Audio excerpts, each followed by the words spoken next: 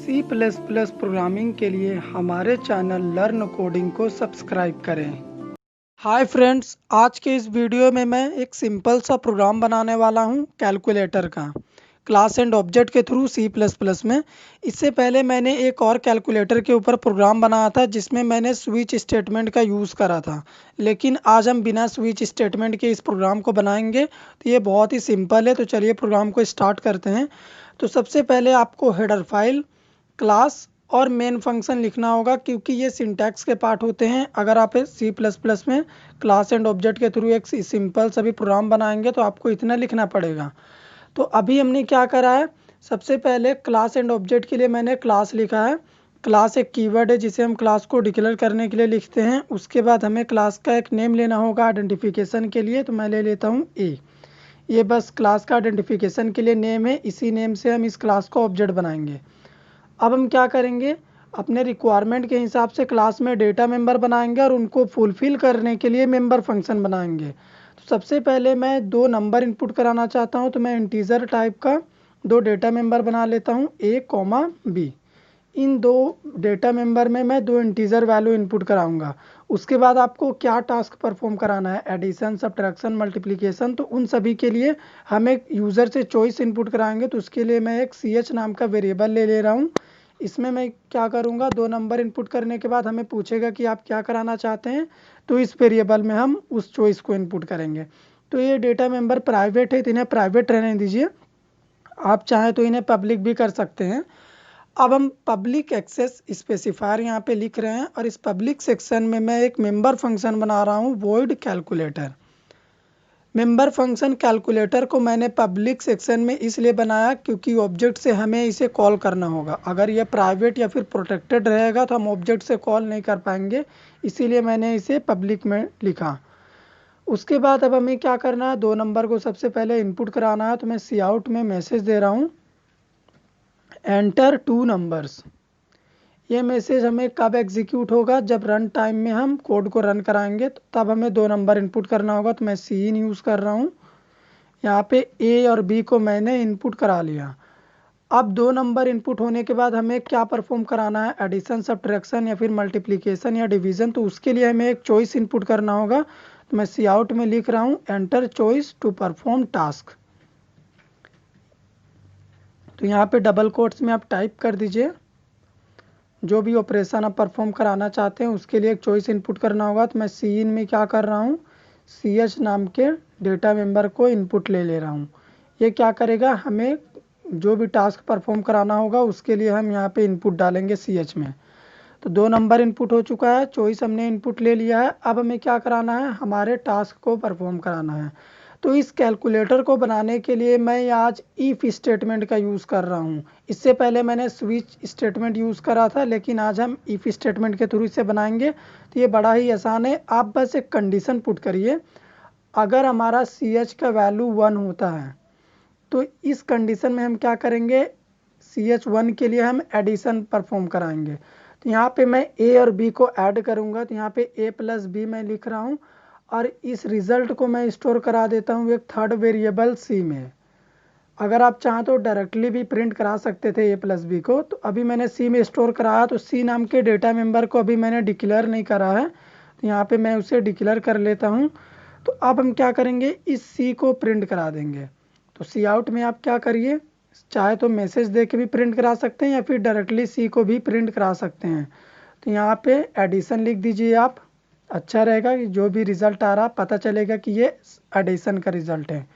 तो केस 1 के लिए एडिशन हो चुका है। अब हम एक और कंडीशन पुट करते हैं, अगर हमारा ch का वैल्यू 2 होता है तो उसके लिए हमें क्या करना है, उसके लिए हमें करना है सब्ट्रैक्शन। तो यहाँ पे a माइनस बी हम करेंगे और उसे फिर से स्टोर करा देंगे उसी c नाम के वेरिएबल में। तो यहाँ पे अब c को प्रिंट करा देते हैं। सी आउट में हम लिखेंगे, मैसेज लिख दीजिए आप सब्ट्रैक्शन और c को प्रिंट करा दीजिए। तो ये बस मैसेज अंडरस्टैंडिंग के लिए मैं लिख रहा हूँ, जिससे पता चले कि हाँ दो नंबर का सब्ट्रैक्शन का ये रिज़ल्ट है। तो इसी तरह से आप कंडीशन पुट करते रहिए। इफ़ में फिर से आप एक कंडीशन दे दीजिए, अगर चॉइस हमारा इनपुट किया गया 3 होता है तो उसके लिए क्या होगा, उसके लिए हम मल्टीप्लिकेशन परफॉर्म कराएंगे। तो ए और बी को आप मल्टीप्लाई करिए, सी में स्टोर कराइए और उसी तरह से आप फिर से सी आउट में क्या करिए, सी को प्रिंट करा दीजिए। तो यहाँ पे मैसेज भी दे दीजिए मल्टीप्लिकेशन के लिए। तो यहाँ पे मैं लिख रहा हूँ मल्टीप्लिकेशन। तो ये हमारा चॉइस 3 हो गया मल्टीप्लिकेशन के लिए। अब इसी तरह से हम क्या कर रहे हैं, एक और चॉइस बना रहे हैं डिवीज़न के लिए। तो अगर हमारा चॉइस इक्वल इक्वल 4 होता है तो उसके लिए क्या होगा, हम ए और बी को डिवाइड करेंगे। तो यहाँ पे मैंने ए डिवाइड बी करा। अब इसमें हम क्या करेंगे, सी में स्टोर करा देंगे इस रिज़ल्ट को, और सी आउट में क्या करेंगे, सी को प्रिंट करा देंगे। तो यहाँ पे मैंने सी को प्रिंट करा और मैसेज भी दे देता हूँ डिवीज़न। तो ये हमारा प्रोग्रामिंग कंप्लीट हो चुका है। तो डिवीज़न वाले केस में अगर हम सेकंड नंबर 0 इनपुट कर देते हैं तो उसके लिए एक्सेप्शन आएगा। तो आप चाहें तो एक्सेप्शन को हैंडल भी कर सकते हैं। मैंने ऑलरेडी एक्सेप्शन हैंडलिंग के ऊपर एक वीडियो बनाया है, अगर आपने उसे नहीं देखा तो देख सकते हैं। उसमें भी मैंने बस यही काम करा था। ठीक है, तो ये हमारा 4 चॉइस हो गया, 4 काम कराने के लिए, एडिशन, सब्ट्रैक्शन, मल्टीप्लिकेशन, डिवीज़न के लिए। अब अगर हम कोई ऐसा नंबर इनपुट कर दे जिसके लिए कोई टास्क ही ना हो, अगर हमने चॉइस में इनपुट करा दिया 4 से कोई भी ग्रेटर नंबर, तो उसके लिए क्या कंडीशन होना चाहिए, उसके लिए इनवैलिड चॉइस प्रिंट होना चाहिए, क्योंकि हम 4 टास्क को ही यहाँ पे परफॉर्म करा रहे हैं। आप चाहें तो रिमाइंडर वाला काम भी चॉइस 5 में दे के कर सकते हैं, पर हमने बस एडिशन, सब्ट्रैक्शन, मल्टीप्लिकेशन, डिवीज़न को ही यहाँ पे परफॉर्म कराया। तो ये इफ़ स्टेटमेंट कब एग्जीक्यूट करेगा, जब हम कोई ऐसा चॉइस इनपुट कर दे जिसका वैल्यू 4 से ग्रेटर हो, तब हमें बोलेगा इनवैलिड इनपुट, क्योंकि इसके लिए हमने कोई टास्क परफॉर्म नहीं कराया है। अगर आप चाहें तो रिमाइंडर के लिए भी एक अलग इफ ब्लॉक बना के उसमें रिमाइंडर भी कैलकुलेट कर सकते हैं। तो ये हमारा कोडिंग हो चुका है। अब हम मेन फंक्शन में चल रहे हैं और क्लास का एक ऑब्जेक्ट बना लेते हैं। तो ऑब्जेक्ट के लिए मैं क्लास नेम लिखूंगा ए, और एक ऑब्जेक्ट वेरिएबल का नेम ले लीजिए आप, ओबीजे मैं ले लेता हूँ। तो यहाँ पे क्लास ए का ऑब्जेक्ट बन चुका है। अब हम इस ऑब्जेक्ट से अपने मेंबर फंक्शन को कॉल कर लेते हैं। तो मैं लिख रहा हूँ ओबीजे डॉट कैलकुलेटर। यहाँ पे जैसे ही मैंने कैलकुलेटर मेंबर फंक्शन को कॉल करा ऑब्जेक्ट से, हमारा ये मेंबर फंक्शन एग्जीक्यूट करेगा, जहाँ पे मैंने एंटायर लॉजिक को लिखा है, नंबर भी इनपुट कराया, चॉइस भी मांगा है यूज़र से, और अपने टास्क को भी परफॉर्म कराया है इफ़ स्टेटमेंट के थ्रू। तो अब हम गेट सी एच फंक्शन लिख रहे हैं। स्क्रीन होल्डिंग के लिए टर्बो सी में हम इसे लिखते हैं। ये कुनायो डॉट एच हेडर फाइल का प्रीडिफाइंड फंक्शन है, और CLR SCR फंक्शन भी यहाँ पे मैं यूज़ कर रहा हूँ ताकि कंसोल हमारा क्लियर रहे। कोड को सेव करते हैं और रन कराते हैं। तो यहाँ पे देखिए कोड सक्सेसफुली रन हो चुका है। तो यहाँ पे आप कोई भी 2 नंबर इनपुट करिए। तो मैं 100 और 200 इनपुट कर देता हूँ। उसके बाद अब आपको क्या कराना है, एडिशन, सब्ट्रैक्शन, डिवीज़न या फिर मल्टीप्लिकेशन। तो अगर हमें मल्टीप्लिकेशन कराना है तो उसके लिए मैं क्या करूँगा, 3 चॉइस में इनपुट करूँगा। तो आप देख सकते हैं जब मैंने 100 और 200 को इनपुट करा और मल्टीप्लिकेशन ऑपरेशन परफॉर्म करा, तो हमें रिजल्ट में हमारा 20,000 आउटपुट में मिल गया। अब हम प्रोग्राम को ड्राई रन करते हैं। तो आप बहुत ही आसानी से इसे ड्राई रन कर सकते हैं। तो सबसे पहले मैंने क्या करा था, 2 इंटीजर वैल्यू इनपुट करा था। तो मैंने ए के लिए वैल्यू इनपुट करा था 100 और बी में मैंने वैल्यू इनपुट करा था 200। इन 2 इंटीजर वैल्यू इनपुट करने के बाद मैंने चॉइस के लिए एक वैल्यू इनपुट करा था CH में 3, कि हमें कौन सा ऑपरेशन परफॉर्म कराना है, उसके लिए मैंने 3 इनपुट करा था। अब आप इफ़ स्टेटमेंट में कंपेयर करिए, क्या CH इक्वल इक्वल 1 है, कंडीशन फॉल्स हो गया। दूसरे वाले इफ़ स्टेटमेंट में आप देखिए क्या CH का वैल्यू 2 है, यहाँ पे भी कंडीशन फॉल्स हो गया। इसी तरह से आप इफ़ स्टेटमेंट में चेक करते रहिए, क्या यहाँ पे CH का वैल्यू 3 है, कंडीशन ट्रू हो गया। क्यों, क्योंकि CH में मैंने 3 इनपुट करा है चॉइस के लिए, और इक्वल इक्वल के बाद भी वैल्यू यहाँ पे 3 है।